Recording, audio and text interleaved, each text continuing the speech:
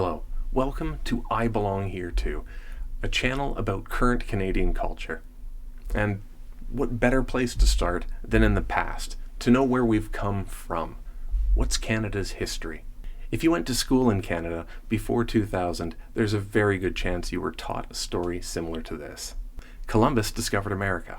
There were other explorers, John Cabot, Jacques Cartier. The first Europeans who explored Canada met Indians, who told them the name of the land was Canada. Cod, beavers, bison. Pioneers worked hard to settle and farm the land. Indians lived on reserves, who received financial assistance from the Canadian government, whose paternal job it is to help Indians join civilized Canadian society. Sound familiar? Would you like to hear a more complete story? Would you like to hear a more honest story? This is likely the only Canadian history video I will make. It's a 20-minute summary packed full of information from original and official sources. Wikipedia was not used. Links are in the description if you want to verify the information in this video or to read further, and please do. Do you love the video? Comment and let me know. Do you have criticism? Comment and let me know. Do you want more videos? Subscribe, leave a comment. Tell me what you want to see in Canada. I hope you're entertained, I hope you learned something, and thank you for watching.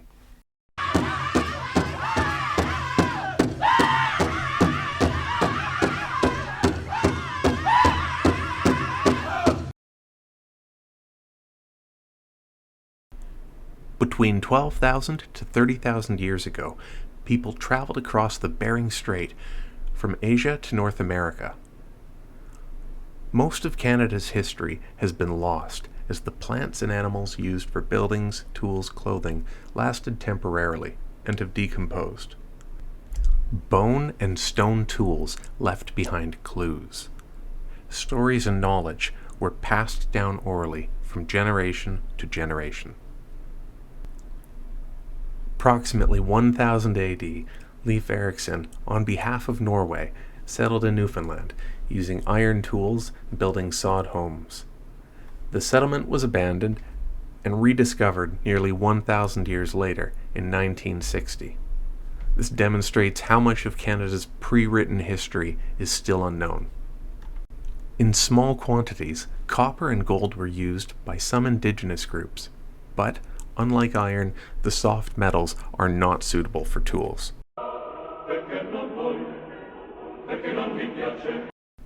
Over the next 500 years, Europeans made many technological advancements before their return to Canada. Trade with China led to the development of gunpowder into guns, paper into books with the printing press, and the compass for navigation. Henry the Navigator's trips down Africa's Atlantic coast and Columbus's 1492 voyages to the Caribbean and South America marked the beginning of European global expansion. Columbus mistook islands such as Cuba for India. This is why indigenous people in North America have been called Indians. John Cabot's Giovanni Caboto 1497 voyage to Canada on behalf of England marked the start of written history in Canada through letters, logbooks, and journals. Monarchs, merchant investors, and Christian organizations funded trips to explore, colonize, extract resources, and convert people to European financial, legal, and religious practices. Disputes were solved by European laws backed by guns.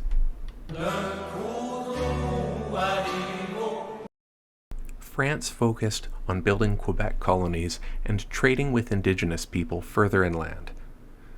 England focused on military control down the St. Lawrence River and the Atlantic coast colonies. The rulers of England and France frequently solved their disputes with killing. They were often at war with each other, drawing Indigenous tribes and settlers to die in battle on their behalf. With Indigenous guides and canoes, European explorers paddled and portaged further from the Atlantic east coast to Hudson Bay, the Arctic Ocean, and as far as the Pacific west coast. The mercantilist economic ideas of a corporation and stockholders came to Canada with the Hudson Bay Company, formed in 1670. Prince Rupert was granted the rights for the Hudson Bay Company to all territory that contained rivers flowing to Hudson Bay, or 40% of Canadian territory. Prince Rupert was Hudson Bay Company's first governor and never set foot in Canada. The Hudson's Bay Company established trading posts along Canadian waterways, accessible by canoe. Iron tools, tobacco, cloth, guns were traded for indigenous animal pelts, food, medicine. Beaver pelts for European hat fashion were the most popular.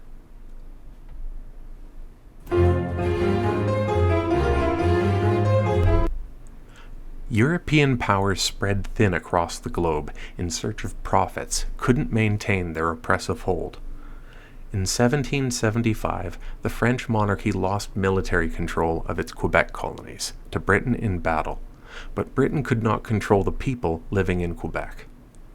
The English-French split still exists today, with Quebec trying to retain their own language, religion, laws, and most of their governing autonomy. In 1776, Britain lost control of their territory when 13 of their colonies formed their own country, the United States, and went to war with Britain. France was captured by its own Napoleon in 1799, who proceeded to sell France's Louisiana territory to the United States in 1803, opening up the U.S. for expansion into Spain's territory from the Gulf of Mexico to the Pacific. In 1812, the United States once again went to war with Britain, this time to conquer Britain's Canadian territory. No territory was gained or lost by either side, and British forces burnt down the White House in Washington, D.C. Violent wars led to the death and destruction of tens of thousands of settler and indigenous lives. Insulated from the killings, wealthy U.S. and Canadian politicians shared a common passion for trading and keeping African slaves. Slavery became unpopular, then illegal in British colonies by 1834. British, Canadian, and U.S. citizens helped slaves escape to Canada from the southern United States. Open segregation of darker-skinned people in education, employment, and housing continued well into the 1950s. In 1865, the United States Civil War ended, and the U.S. took steps to reduce slavery. As of 2023, the 13th Amendment legalizes slavery in the United States prison system, which, suspiciously, houses a mostly African-descended population. Splinter U.S. military members redirected attention to British Canada in 1866, resulting in Fenian raids of Canadian towns along the St. Lawrence River. Fearing another invasion from the United States, the 4 British colonies of Ontario, Quebec, New Brunswick, Nova Scotia formed Canada in 1867. Russia sold Alaska to the United States in 1867. The Hudson Bay Company transferred its territory to Britain in 1870, who ceded the territory to Canada. In 1871, the Pacific Coast Colony of British Columbia also joined Canada. Canada now had territorial claim from the Atlantic to Pacific Oceans, but no established colonies or military inland, as the U.S. was racing to colonize North America. Faraway rulers swapped territories, drawing lines on maps with no concerns for the indigenous people or settlers who lived there and had called the land home for generations.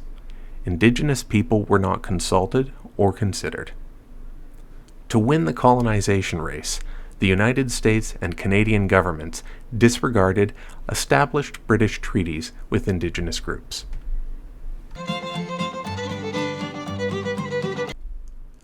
In 1873, the Northwest Mounted Police formed to enforce Canada's westward expansion against the United States and Indigenous people.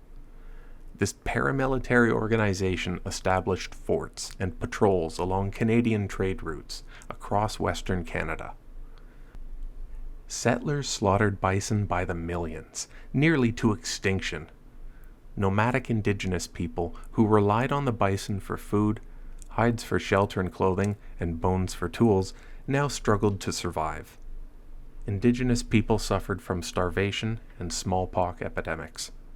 Violent encounters with settlers. Between 1871 and 1897, 11 numbered treaties were signed with Indigenous groups across Canada. By negotiation, starvation, disease, or gunpoint, Indigenous people were convinced to sign the treaties, and were confined to small, self-governing zones called reserves, with huge restrictions on land use. 150 years later, treaties are a main source of legal disputes between Indigenous people and the Canadian government. Removing the Indigenous people from their land also made room for a transcontinental railway that would join the Atlantic and Pacific coasts. 17,000 Chinese men came to Canada to build the rail line for half the pay of the European Canadian workers. Harsh and unsafe working conditions left nearly 4,000 Chinese men dead and scores of others injured. Newspapers announced the last spike of the completed rail line with a photo of exclusively European workers. The Chinese workers were not granted citizenship afterwards. The Northwest Mounted Police fought alongside the British military in the South African Boer War, World War I, and World War II. In 1920, they rebranded to the RCMP, the Royal Canadian Mounted Police.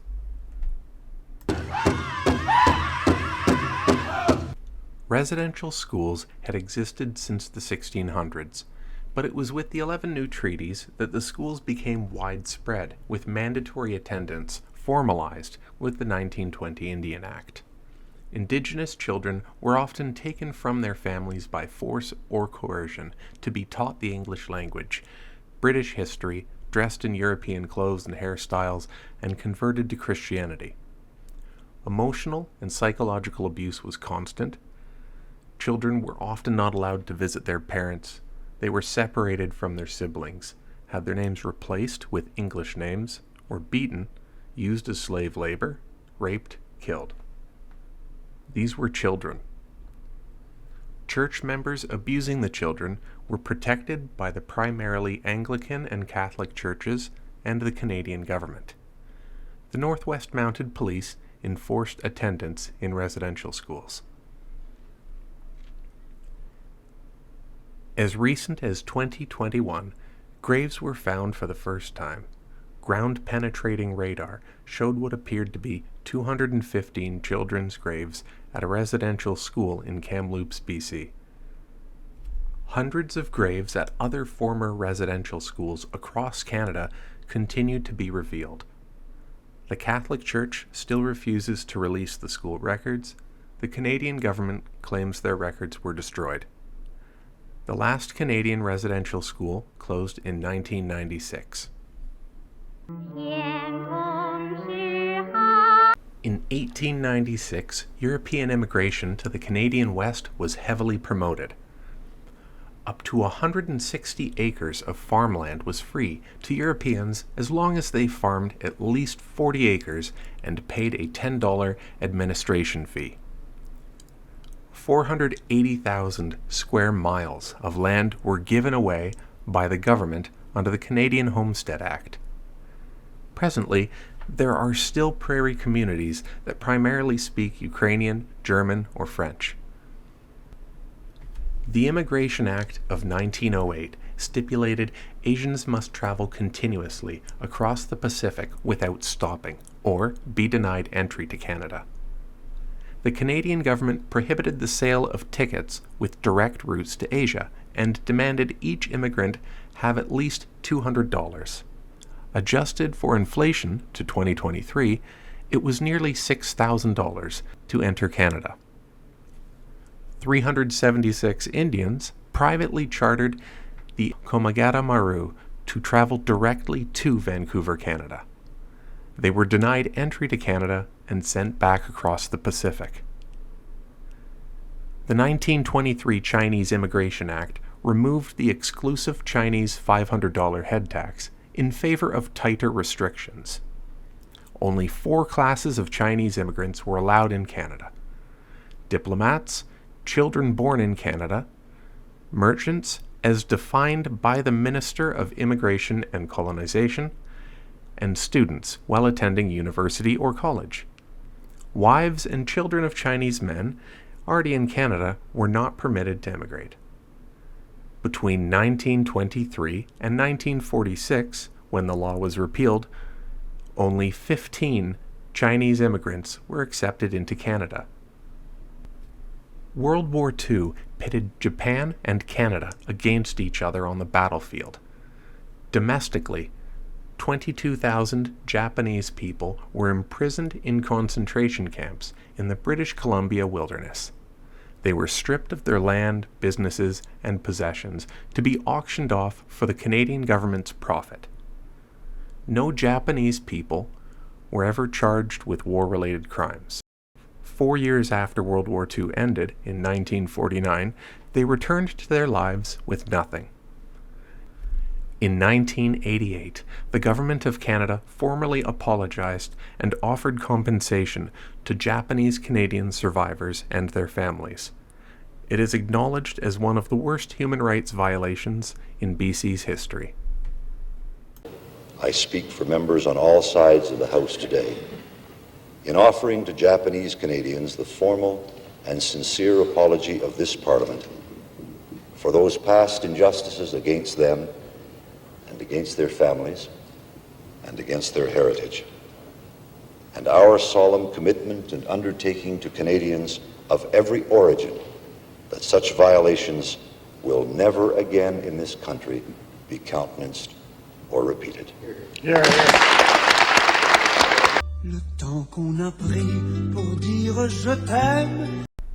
The FLQ separation crisis in the 1960s had hundreds of bombings, a British diplomat kidnapped, a Canadian minister kidnapped and killed, and martial law imposed on Quebec. Canada has 2 legal systems. Quebec's system is based on the Napoleonic Code, and the rest of Canada models British common law.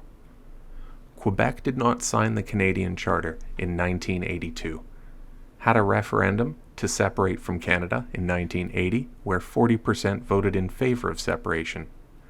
Another vote in 1995, where 50% voted to separate.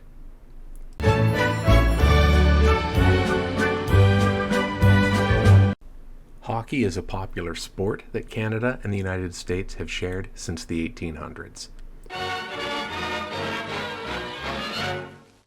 On the ice at Madison Square Garden, New York meets Montreal in the world's fastest game. Canada's first power plant used for lighting was in 1887, Victoria, British Columbia. In the 1920s, Canadians produced and smuggled alcohol to the United States during their prohibition. This led to the sport of car racing.